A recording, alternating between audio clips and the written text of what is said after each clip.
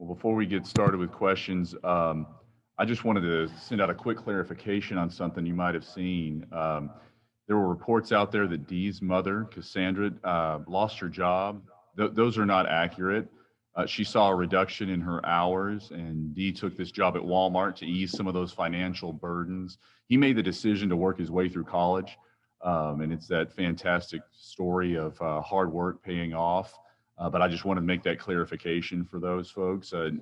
Dee had said that his mom might smack him in the head if she sees that one more time. So wanted to issue that clarification before we get started. So we'll get started with our questions for Dee. I see Jacob has his hand raised. We'll let you start for us. Go ahead, Jacob. Hey, Dee. First of all, congratulations. Appreciate you. Thank you. Can you? I think I want to start with kind of talk about the emotions of that moment and what you were thinking and feeling at that time. I was high in emotion. I was very excited. Overwhelmed with the situation.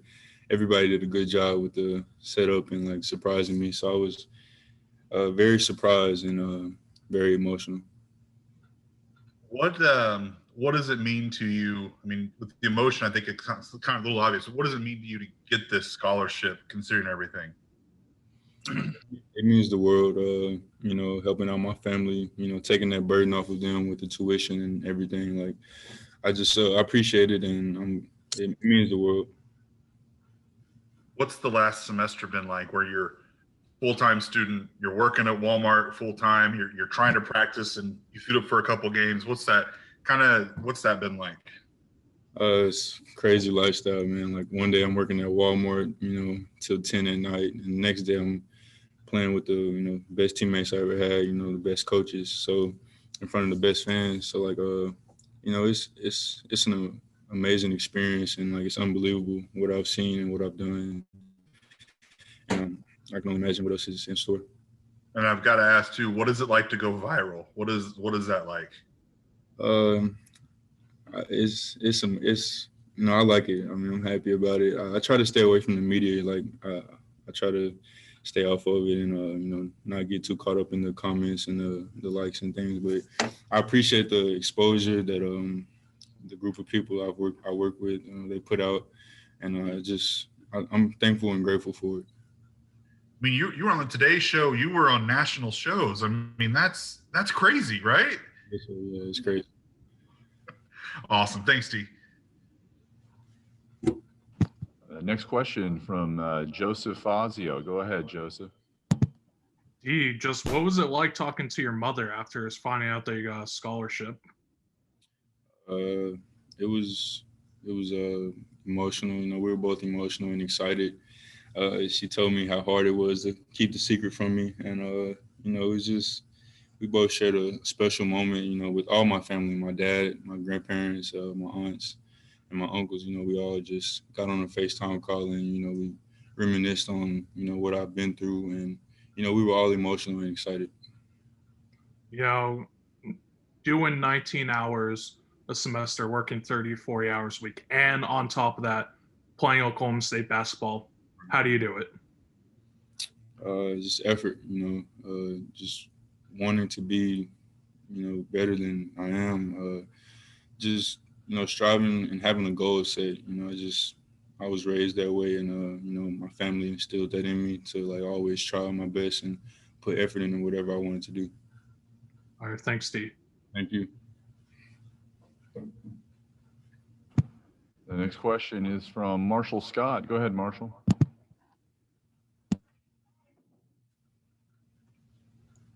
Okay, there we go. Yeah, on the video we see that Mike walking into Walmart and stuff. What are you doing during that time? How did they kind of keep you away from it until they brought you out? That distracted me with a lot of business. Like the excuse that they made was I had to take a safety evaluation. I had to watch a video, and I went to the back, and at the same time I had a Zoom call. I thought it was an academic Zoom call with the team. So I was trying to do both of those things at the same time. And then my manager rushed in and was like, we got to clean up a mess like right outside. So we need to go right now. So I was in a hurry. I had a lot of things going on, and just seeing everybody outside, seeing the camera in my face and everything. It's just I realized that what the moment was about, and it was special from the moment it started. So with the scholarship, I guess a question is, are you going to keep the job at Walmart? Are you going to try and move on and just play? What's the kind of next step for that? I haven't yet thought it out. Coach Mike and I will talk about it soon. And yeah, I haven't thought about it yet. Appreciate it, D. Yes, sir. Thank you. TJ Eckert, you're up next. Go ahead, TJ. Can you kind of give us an idea of what a daily schedule is then like when you are working at Walmart then? Yes, sir. I would say I usually wake up around 5. I would work out at 6. Basketball workout at 6. I would lift weights at 7. With school being started now, I would go to study hall from 8 to like 9 or 10, and then I would try to go to class, Zoom call or in person, and then I would go to work from 12 to 10. Yeah. Did that not just wear you out, or that was just part of the grind, or what was it? Some days I didn't want to do it, of course. Some days I was really exhausted. And, I thought about the end goal and what could come out of it, the best situations. So yeah, it just motivated me.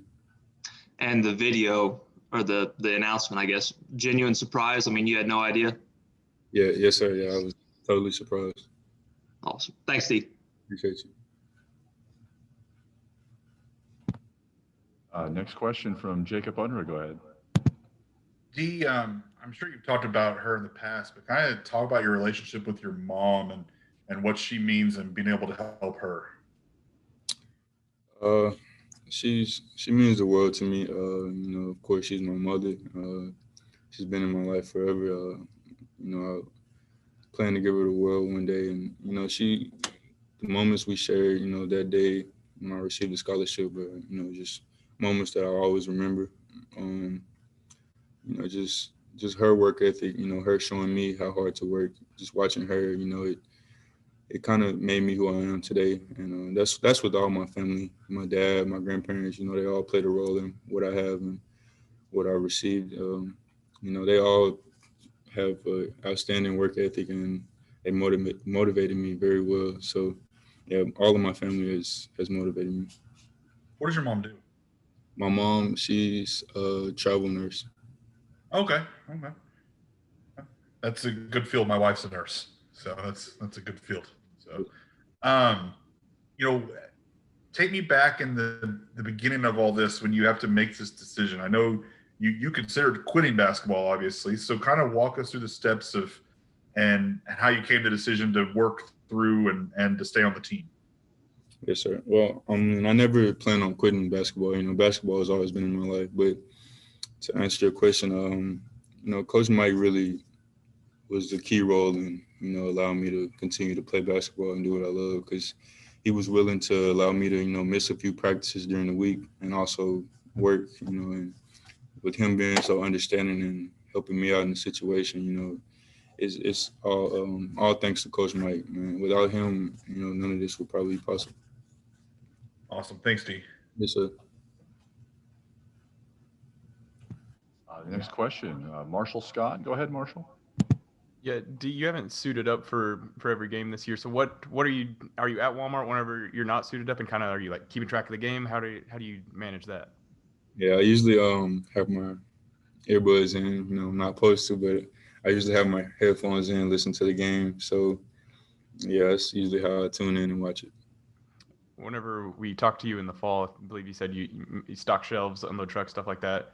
What's a somewhat fun task that you do at Walmart, and what's something that whenever you hear you got to do this, you're like, God dang it?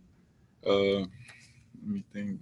Definitely, like the worst thing I probably have to do is take out like old organics, like old fruit and vegetables. That's like the worst thing I have to do. Probably the best thing I can probably do at work is help out customers. Yeah, I enjoy talking to customers and helping them find things. Gotcha. Appreciate it. Any questions for Dee? We have time for a couple more follow-ups if you guys need.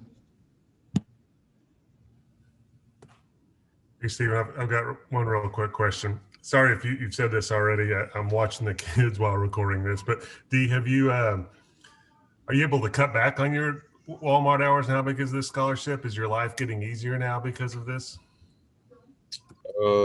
No, like I have spoke on it, but I'm meeting with Coach Mike soon, and we'll discuss plans ahead. And I haven't made the decision yet.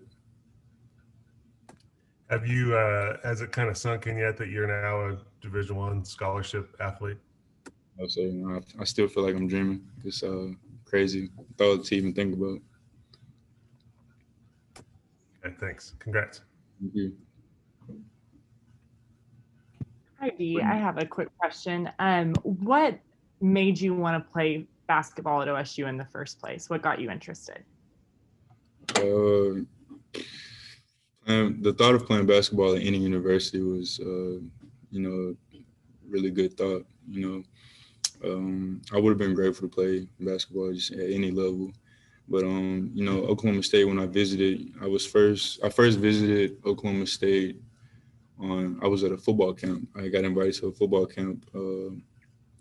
And, me and one of my high school teammates came up and we just toured the campus, and it was, just very friendly people.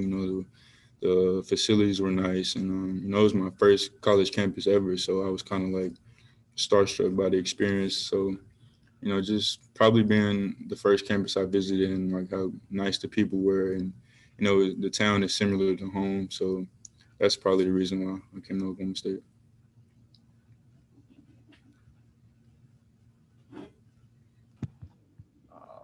One last question from Jacob. Go ahead. Dee, you mentioned, did your parents know ahead of time? Did Mike tell them before he told you? Yes, sir. Yeah, they did. How did they keep that a secret? Yeah, I thought if anybody would have told me, if anybody would have told me about the situation ahead of time, I'm sure it would have been like my grandma or my mom.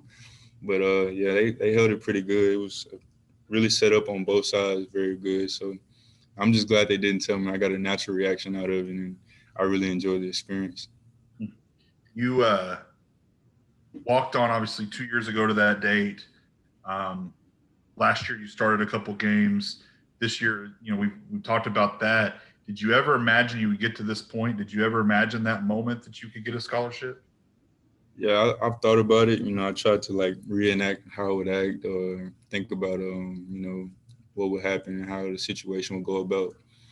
But compared to the moment in person, in real life, it never would have matched up to how it was. Awesome. Thanks, Dee. Yes, sir. Thank you.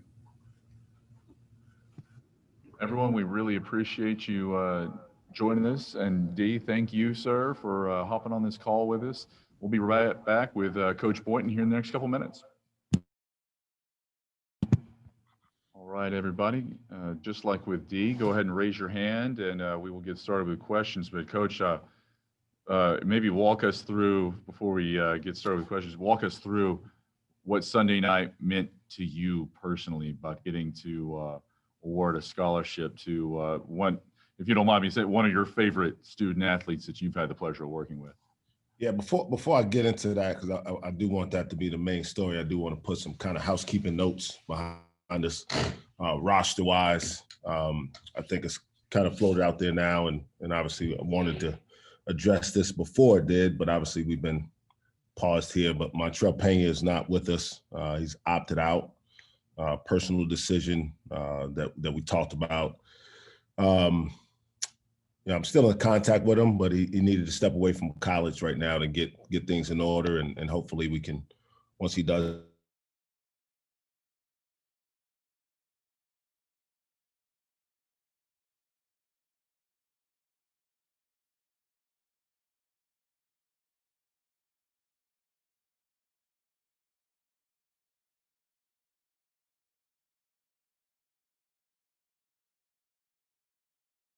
Get a knee procedure here.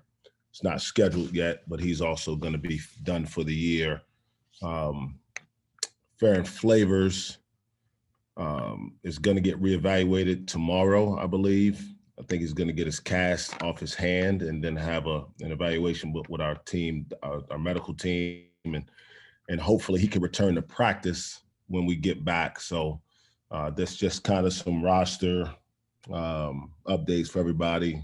Our hope after this pause, we'll know more probably tonight or first thing tomorrow morning when we can return to practice. Fingers are crossed that we can return to practice sometime in the next couple of days. And if we do so, the plan would be to try to get back on the court for our next game versus Baylor. So I'll take any questions on that before we talk about D, because I don't want to go back on that. So anybody had anything specific on any of that, just jump on in there. Jacob, did you want to go ahead with that? Yeah, sure. I'll take something. Mike, for you guys have had so much momentum after the Kansas game, and we're really kind of clicking. How frustrating was this shutdown? Yeah, really frustrating. But it's also the reality, right? There was no way we were getting through the season without it. Like that, I don't think anybody will or has to this point. I don't know how many teams haven't been paused or stopped practice at least. So it's kind of something you expect. You just, there's not a good time, right? If you're on a losing streak, you probably wonder if the guys kind of shut things down. But that you're playing well and have won 3 out of 4 and could have easily won the last 4 games. You hope that the guys don't lose the energy and excitement they've had. So we've just been in touch with them. We haven't been able to be around them. Our locker room is shuttered, has been for about a week. And, we're just trying to monitor, because obviously the health of these kids and making sure that they feel as good as possible, that we will continue is most important. So not excited. Obviously, Bedlam, everybody was excited to have an opportunity to play that game. But we also know the seriousness of the virus that is still out there. It's raging on, whether we want it to or not. And so we also have to be cognizant that that's kind of making all the decisions for us. The virus is running our lives, truly, and that we're going to try to adapt and adjust accordingly as we get through the rest of the year. You kind of touched on it. How worried are you, though, that this could linger, not necessarily health-wise, but you get everyone back on the court and maybe there's rust, there's something goes wrong. Is there worries of that? Yeah, I've talked to other coaches around the country who've experienced this, and there's been there's been a mix of responses from it. And so you just hope that the kids are still excited to play, understanding, because we've talked about there's going to be disruptions. How do you handle it? How do you keep yourself mentally engaged in what we're trying to do on the court, but also taking care of your body, continuing to keep your conditioning up somehow, some way. They are allowed to come in the gym individually, get on. We got a treadmill in there. We've got some dumbbells in there. We got a plan. We try to get on Zoom with them to talk them through some things. So there's a lot of challenges, but we're dealing with the same thing all 330 other teams in the country are dealing with. So we're not going to complain. We'll be excited about the chance that we get to get back out there and our chance to continue to have an impact on these kids' lives. So are they getting there individually, and I guess they're shooting and doing things like that? Or are they kind of you got like a spreadsheet going with the schedule for them, or what? Yeah, so we try to put a little bit of a template together, kind of positionally what guys should be doing, and they know. It's not like guys don't know what they should be working on, but having some organization to it certainly helps. And obviously, what helped us this past week is we weren't in school, and the other 2 teams that use our facility were also out of town. So wrestling was gone, women's basketball was on the road. And so we didn't have to worry about kind of cross and pass with any other athletes and putting them in danger. Hopefully we come out of this here in the next day or so and get back on the court as a team and move forward. Awesome. Thanks, Mike. Jaren, did you have a question on this issue? Go ahead if you do. Yeah, Mike, you referenced the potential difficulty, as far back as October, I think, when we had you on one of these things, and you guys are, I know, bracing for it. Might not make it any easier to deal with it when it happens. Is the frustration have been what you thought did you figure it would be this kind of frustrating type of up and down situation, or has it surprised you in the moment, the difficulty of dealing with playing basketball through a pandemic? Yeah, it's hard to know how to prepare for it mentally, really, even for a coach. So I don't even know what the kids experience. And it happens suddenly, right? It's not like you kind of see it coming. It just happens. I mean, and then all of a sudden it's go home. Like, it's kind of like what we experienced the way the tournament ended last year in some ways. So from a coaching standpoint, we've got a little bit of experience with it. But even then, we just didn't know a whole lot. At least there's optimism that there is something on the other side, right? And so, as it relates to bracing for it, I think you brace for it every day, to be honest. Yeah. We're testing so often, and it's like the thing you have the most anxiety about every day is what the results will look like when they come back. I'll say this, the best thing that from our perspective is no one in our program has been severely sickened, hospitalized, put in any kind of real danger because of this. So we're thankful for that. We're appreciative of the parents of the kids in our program, that they've been very understanding that we are treating this seriously, and we're trying to do everything we can to mitigate the risk that their children are taking. And our kids seem excited to want to get back. We had a Zoom. They were on that Zoom with Dee on Sunday, and they all were excited for him, but also looking forward to the chance to get back and do something that they really are excited about doing, which is playing a game that they've loved for all their lives.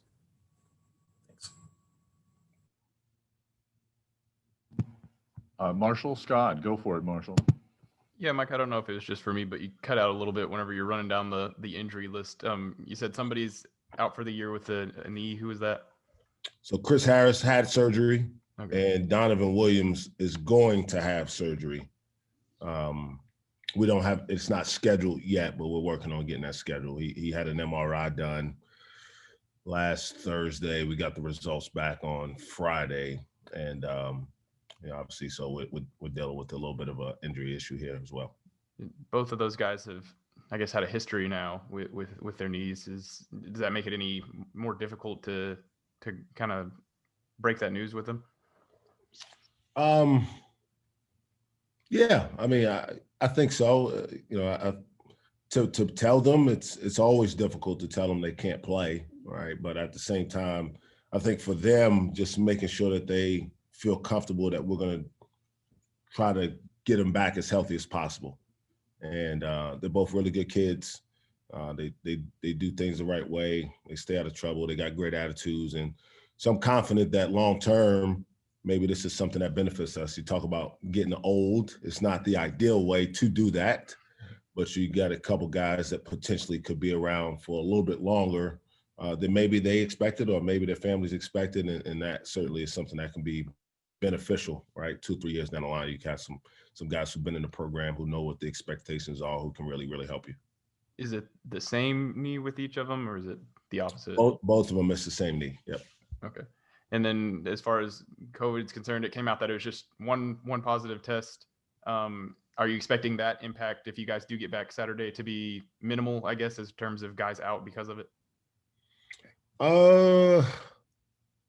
I don't know how to answer that, just because, kind of what I was talking about earlier with Jacob and Garrett. I don't know what the impact of not having been able to practice is yet, and so the virus is one thing, but not being in your normal routine, even if you're playing, could maybe have the effect. So I don't know how many guys will have available, but I also don't know the guys that are available, what they're.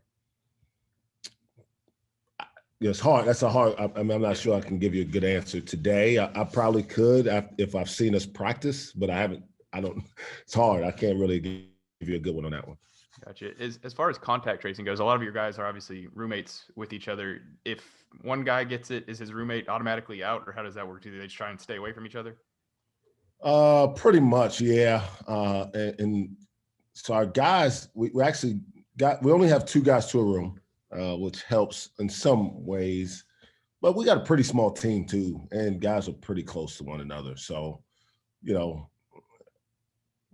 the truth is they spend a lot of time together, you know, and so we're not talking about, like, for instance, in a football scenario where maybe you have a group of 6 guys who don't really spend time with another group of 10 or 12 guys, and you could find a way around that. But the nature of our game, right, it's not as position specific either, right? We don't have meetings just with 2 guys or one, because the game, you play both sides of the ball. So if we need to watch something defensively, everybody needs to know what the hell's going on. Otherwise, it doesn't work.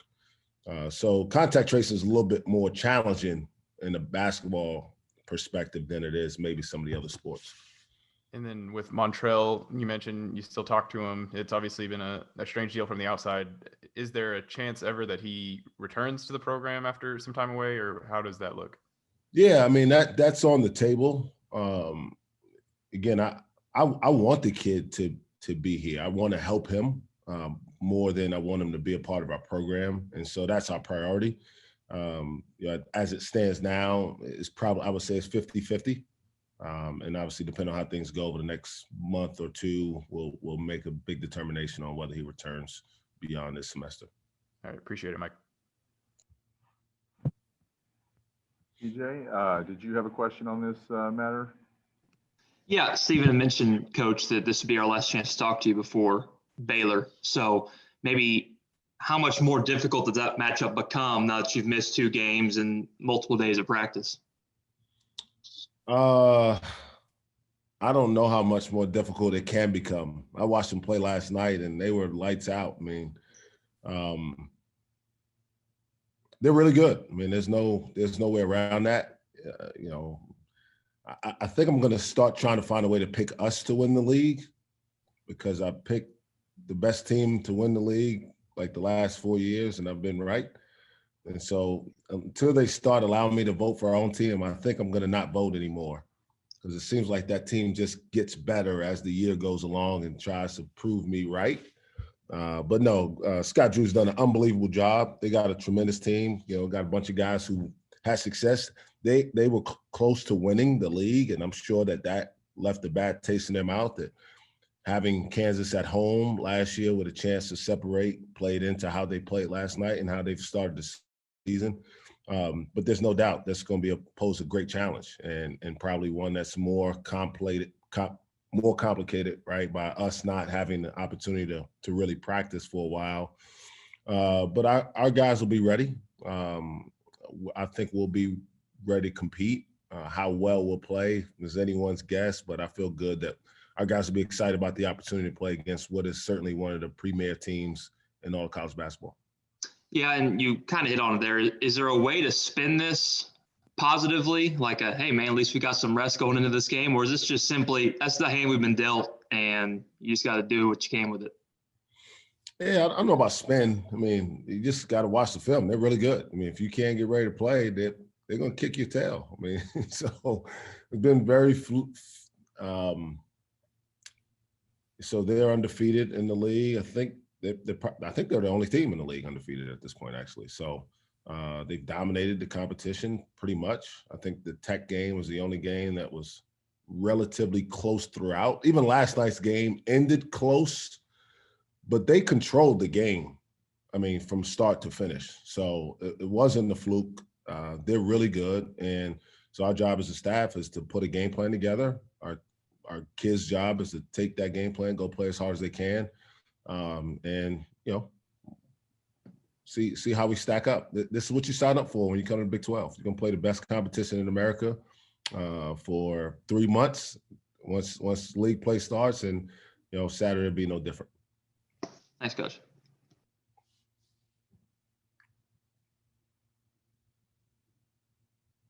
Jacob, did you have a follow-up on this before we switch gears over to D? Yeah, I got a kind of a Baylor follow-up a little bit. You got Cade versus Jared Butler, obviously, when people look on that on paper. How rare is it to have 2 Player of the Year candidates going against each other? I don't know. I don't give those things much thought, only because if that's the case, I don't like our chances. Not that I don't like Cade more than I like Jared Butler, they got a lot of really good players over there. So if we make this just about him, Davion Mitchell reminds me of Javon Carter, and I probably had as much respect for Javon Carter as any player I ever coached against. And I coached against him at Stephen F. and then I think 4 times here. And he's also better offensively. Davion Mitchell is. And so then you got who I think may be as good as Davion Mitchell is defensively. I think Mark Vital is the best defensive player in the country. And I only give him the edge because he can shut down your point guard and he can shut down your 5-man. Mm-hmm. And he can literally guard anybody on any roster in the country. And I'm sure Scott Drew would feel like he doesn't have to send a bunch of help to him. Then they have another guy who's emerging as a kind of a role player, and Jonathan, Everyday John, who may be the hardest playing player I've ever watched.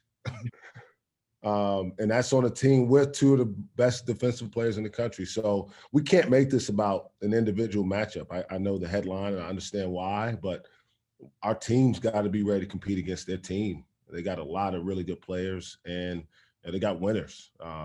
Maceo Teague is a tremendous offensive player, great size, can shoot it. Flagler's shown that he can come in and give them, great minutes. So they got a really good team. There's a reason that they're one of the favorite teams to win it all. Awesome. Thanks, Mike. Let's get back to Dee Mitchell, Coach. Now that we've touched on Baylor, tell me about why this was so special for you on Sunday night. Well, I mean, to understand where it started, right? I'm gonna guess it was February of it was sometime in the fall of 2018 that he walked into my office wanting to walk on to our program. And at the time, I didn't think we had an opportunity for him, but he didn't complain. He asked if there's any way he could stay in touch. And then obviously we know what happens in the spring of that year, and we get rid of a few guys and the opportunity presents itself. And he's clearly the best guy out there, and he makes the team. So to see it come all the way around to where I'm going to him and asking him to be a scholarship part of our team and to understand the sacrifice he made in the fall just to be a part of the program. It's quite literally one of the 5 most gratifying moments of my life. And I'm a parent, I'm a husband. There's been a lot of cool things that's happened for me. And this one is, I've won a lot of basketball games.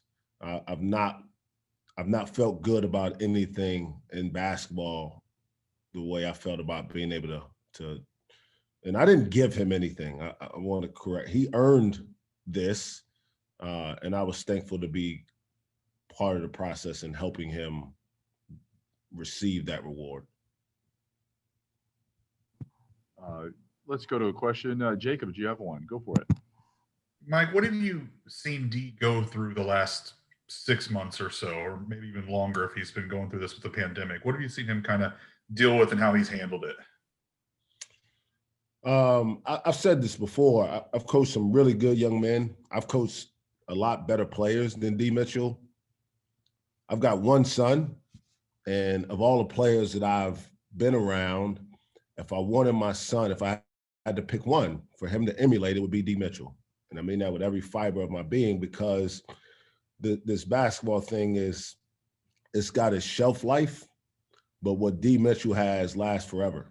And he's got resilience, perseverance, great attitude, unbelievable work ethic, respectful. And so everything that he's getting now, all the attention is well earned and hard earned and well deserved. And I think he's a great example of what life is really about. He's a guy who young kids should look at and say, hey, don't let your circumstances dictate how you go about your everyday life, because you never know. And you never know when an opportunity presents itself. And I don't know if he would say he's been through a lot. Everybody's been through a lot. I would say the way he's handled going through this is what's been most impressive. He shows up every day. When I come in here at 6 a.m, I'm pretty certain that him and Dallas Cameron are going to be in the gym. I'm pretty certain they're going to be in there. He's going to be in the weight room, and then he's going to go to class if we're in semester, or he's going to go to work. And then if he can come to practice, he's going to come to practice. He's not going to complain about anything. Whether I ask him to be the other team's best player, or I ask him to get water, or to make free throws in practice, he does exactly what we ask. And so a long answer to probably a simple question. Just a great dude, great kid, and I'm thankful that I can be a part of his journey with him. I think an easy question too is, how does he do that? How does a kid I don't want to say survive, maybe, but maybe that's the right term. He doesn't have any downtime. How does he do that?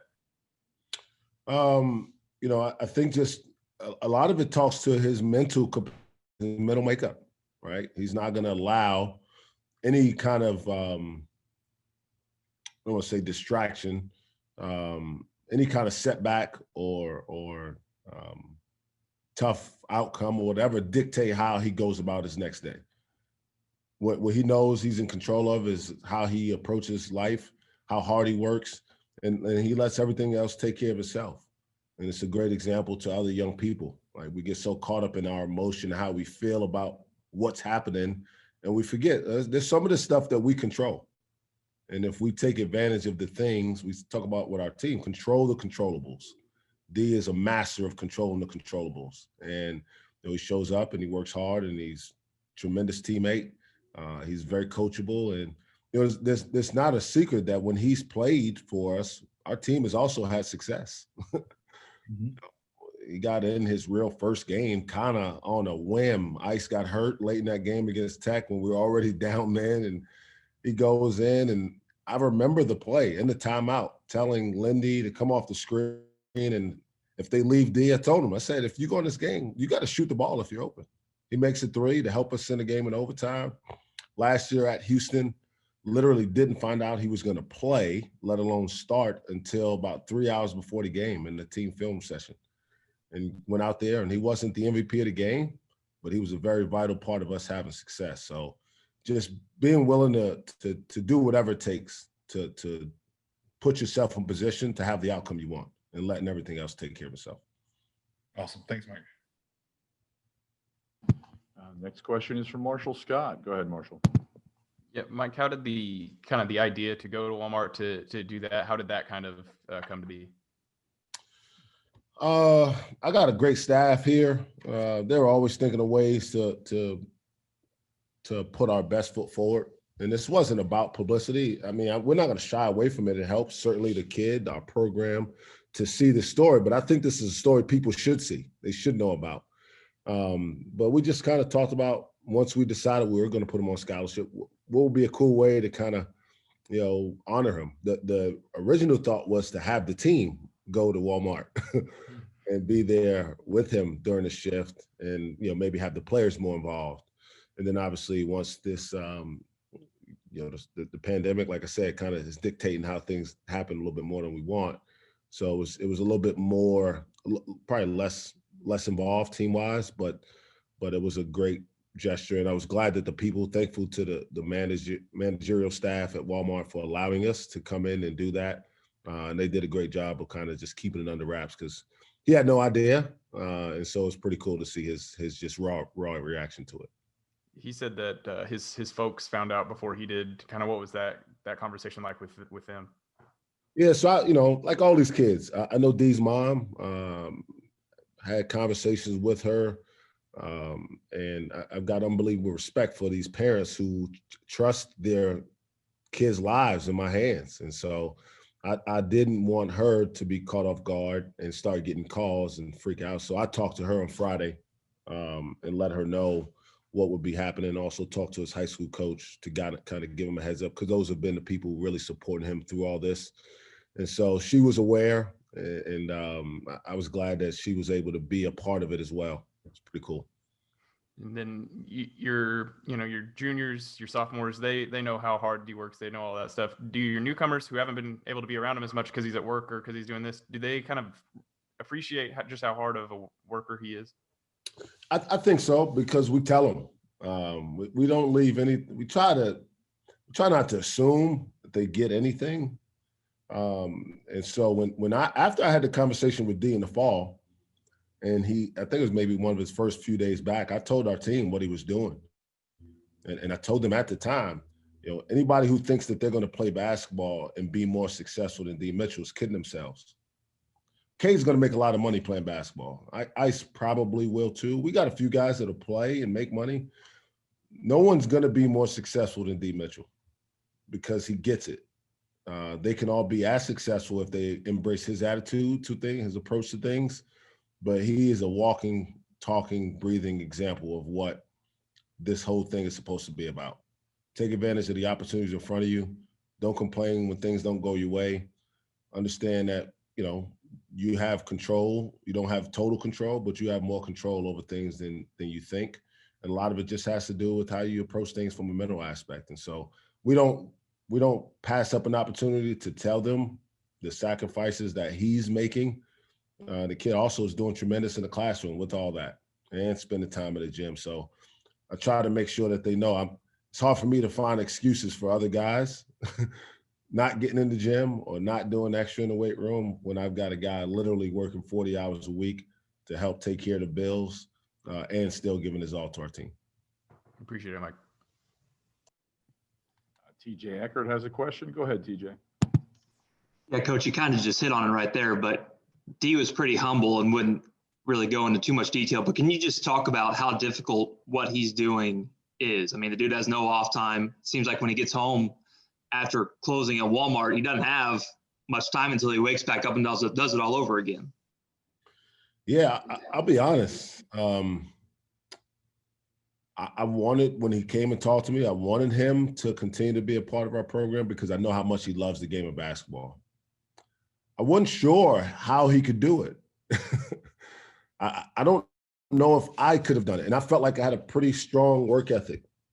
But think about it. I mean, if you're working 40 hours a week, it's not like he's sitting at a desk like just trying to figure out numbers. I mean, he's on his feet, right? He's stocking shelves. He's doing whatever they ask.